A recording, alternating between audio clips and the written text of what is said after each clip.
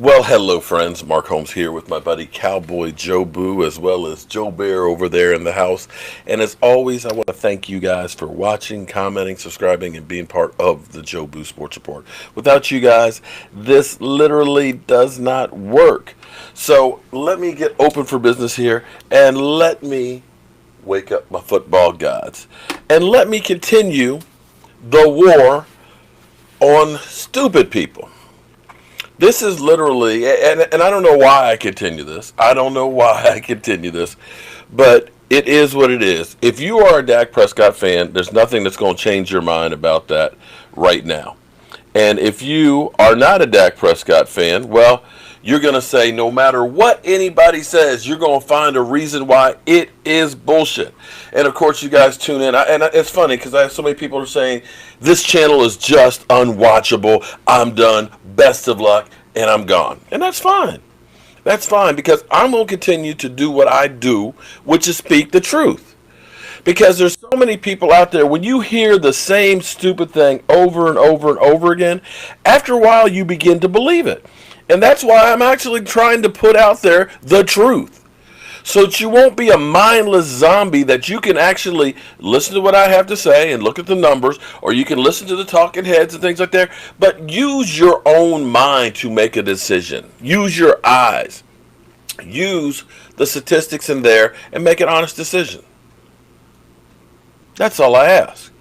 Now, Football Outsiders has a whole piece that they did, and they did a ranking of players' MVP balloting.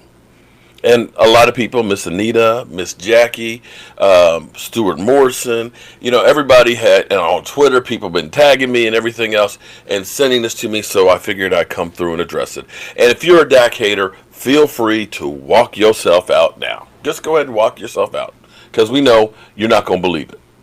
But Football Outsiders, with part of USA Today, I love this article, of course, because I'm a Dak Prescott fan. The job description for quarterback of the Dallas Cowboys reads a little differently than it does for 31 other cities. Let me pull this up a little closer. Maybe you guys can actually see this. Something Dak Prescott is learning the hard way. Most quarterbacks get too much credit when things go well and too much blame when they go poorly, and that's been the way in Dallas. Things have gone well for the Cowboys. Everybody gets credit except for Dak Prescott. In his rookie season, it was all about Rook Elliott's running back and the offensive line. His third-year wide receiver, Amari Cooper, received all the praise for being the catalyst that revived a dead offense. In 2019, the Dallas season ended 8-8, so the blame fell on the feet of Dak Prescott. Haters from all corners of the internet claim victory on him being nothing more than a game manager. Too bad they ignored all the top 5 quarterbacks in the league, according to 2019 Football Outsiders. He was 6th in defense adjusted values over average. A matrix Football Outsider uses to measure a player's efficiency while taking into account the quality of opponents and, most importantly, against the argument Prescott's numbers were padded. The game situation statistics were cured. 2 of the players ranked ahead of him. In a piece, Prescott was ranked as the 5th most valuable player in the entire league. That's not a typo. He was ranked 1st in defense adjusted yards above replacement. Okay, and I know what y'all are going to say. Yeah, well, you could come up with anything if you want to. But at some point, you got to say, okay, maybe he's not the best quarterback, but he's certainly not the guy that you guys are painting out there to be the worst. But let me go on.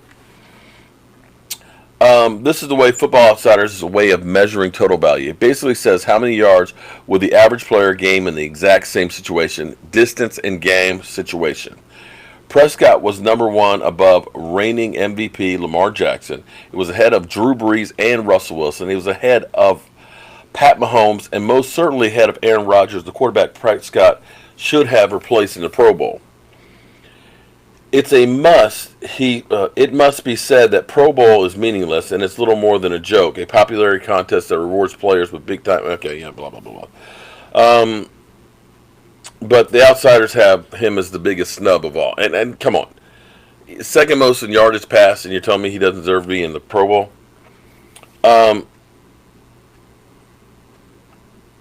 So when you go through, I won't go through all of it, but look, you look at the numbers. His percentage came out at 34%. The offensive tackle 13. You got to get all the way down to Kirk Cousins at 5.4. Um,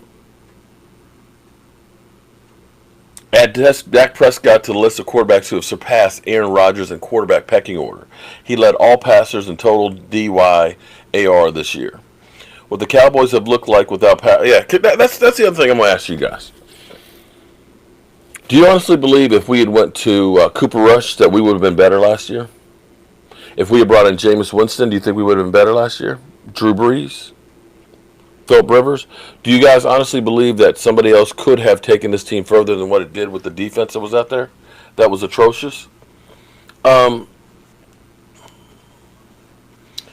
Here's the final thought on this, and then I'm going to get out of here. What the Cowboys would have looked like without Prescott at the helms would have been an abomination. The level of performance that he was able to put together for a season was undermined by entirely things out of his control. The defense took a huge step back. The special teams was abhorrent, and the coaching staff was outmatched on a regular basis, leading to an 8-8 record and a seat on the couch during playoffs. None of this changes the fact that Prescott demonstrated that he's as good as any quarterback in the league, and soon he'll be paid like one. Well, I'm sure a lot of you are saying don't pay him because that's exactly what you're saying. And I think, and I'm beginning to realize this,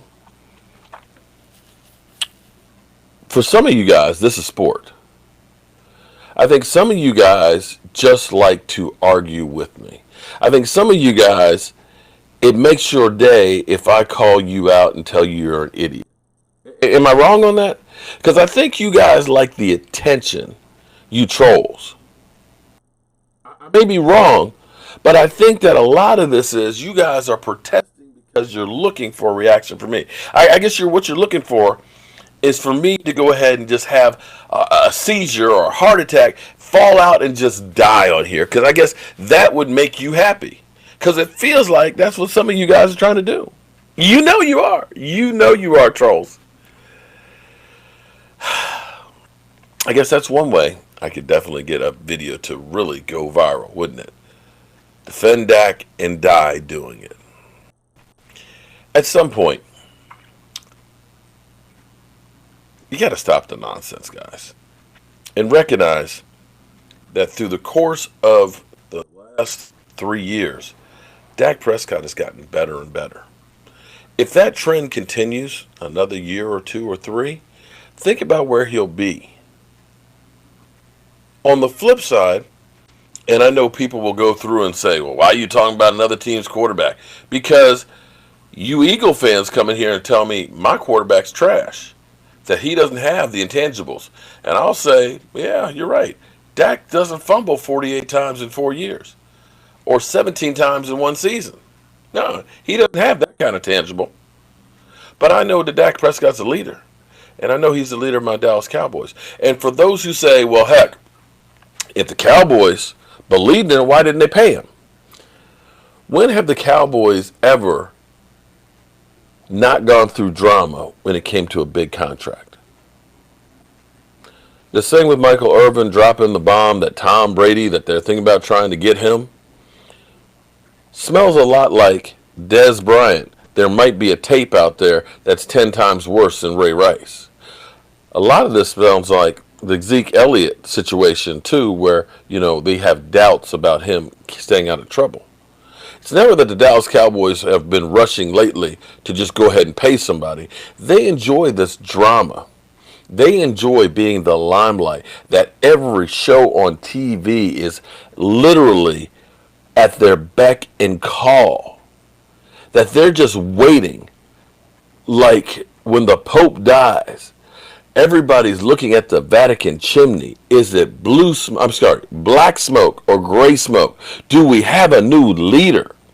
And that's what Jerry Jones and crew gets off on. The fact that everybody is begging and pleading and trying to figure out what's going on with the Dallas Cowboys when there's 31 other teams that aren't getting covered half as much. And it translates into being the biggest, wealthiest, most valuable franchise in the entire world. So, friends, why would Jerry Jones be in a rush to get this thing done? They made Emmitt Smith wait 2 games in after winning the Super Bowl. Why would they be in a rush to pay Dak? All right, guys. I'll expect to hear all of the comments from you trolls. I'll see you.